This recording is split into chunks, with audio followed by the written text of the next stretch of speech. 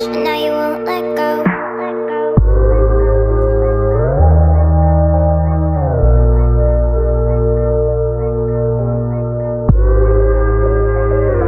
Moi vaan! Ja tervetuloa uuden videon pariin! Tänään mulla olisi haasteena tehdä En ole koskaan haaste. Ja mun mukana on mun sisko. Mitä sä teet? Ei mitään. Elikkä me ollaan siis molemmat kirjoitettu itsellemme silleen 5 kysymystä ja sitten me vaan vastataan niihin. Joo. Aloitetaan! Okei, eli eka kysymys on: en ole koskaan rikkonut jotain kallista. Mitä sä oot rikkonut? No me oltiin siis äitin ja iskän kanssa jossain rautakaupassa. Oliko se sitten, oikein siellä? en mä varma. En mä muista siitä. Siitä on kauan, jonkun verran jo aikaa. Ja sitten mä tiputin siellä jonkun vaasin ja sitten se meni ihan 1000 säkäleiksi sitten. Ja äiti ja iskä joutui maksamaan. Sitten mä oon kaatanut myös yhden lampun. Ja sit lattia sen takia tuli reikä. Okei. On tullut vähän kalliiksi. No niin, eli seuraava kysymys on, että en ole koskaan luntannut. Olen. Mä voin kertoa pienen storytimein tähän liittyen. Meillä oli joku saksan sanakoe. Sitten, Yllätys! Sitten mä katsoin, että mä olin just viemässä sitä koetta opettajalle.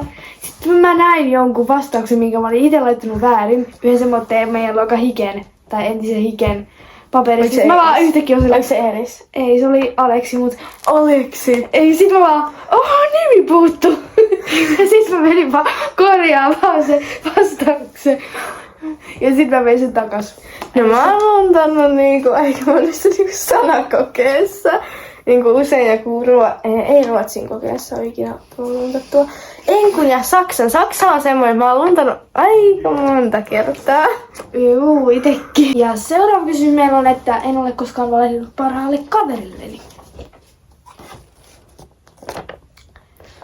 Elikkä ollaan rehtejä kavereita. Seuraavaksi: en ole koskaan antanut pakkea kellekään. Hää? Kelle? No se on semmoinen yksi tyyppi. Sä ehkä tiedät. Okei, no mennään seuraavaan. Niin, eli seuraava kysymys olisi, että en ole koskaan feikannut olevani kipeä silleen, että ei ole tarvinnut mennä mihinkään tylsään jutskaan. Anteeksi, äiti iskä. Mä en itse asiassa, mä oon aina ollut semmoinen, että silloin kun mä oon kipeä, niin silloin mä oon kipeä, enkä mä feikkaa itseäni olevan niin kipeä. Mä aina teen sen semmoisen pikkutempun, että miten mä saan itteni näyttää kipeältä. Eli miten? No en mä sitä sulle kerro, sitä käyttäisit. Mut joo. Okei, eli seuraava: en ole koskaan nollannut itseni julkisella paikalla. En oo, koska mä oon silleen ollut jotenkin piilossa silleen, että mä oon vaan jutellut jossain nurkassa vaan kavereiden kanssa, niin ei mulle tullut sinne mitään noloja. Joo, ei siitä se. Joo, seuraava kysymys onkin, että en ole koskaan varastanut rahaa keneltäkään. En ole. Koska Mäkään. oot sä nyt ihan varma? Joo. Käydetään sen tänään.